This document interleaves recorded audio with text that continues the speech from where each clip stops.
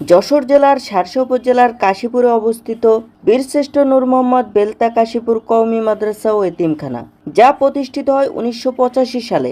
একসময় এই মাদ্রাসার সুনাম ও জনপ্রিয়তা ছিল আকাশচুম্বী, যা আজও এলাকাবাসীর কাছে গৌরবের বিষয়। প্রতিষ্ঠানটিতে রয়েছে হেফজখানা ও কিতাব বিভাগ, যেখানে ধর্মীয় শিক্ষার পাশাপাশি কোরআন শিক্ষার সুন্দর পরিবেশ নিশ্চিত করা হয়। বর্তমানে মাদ্রাসার অবকাঠামো উন্নয়নের অংশ হিসেবে একটি নতুন দুইতলা ভবন নির্মাণাধীন রয়েছে, যার কাজ এখনও চলমান। মাদ্রাসার পুরনো একটি বিশাল হলরুম রয়েছে, যা বিভিন্ন কার্যক্রমে ব্যবহৃত হয়। পাশাপাশি রয়েছে একটি দৃষ্টিনন্দন ও শান্ত পরিবেশে মসজিদ, যা শিক্ষার্থী ও মুসল্লিদের জন্য বিশেষ আকর্ষণ।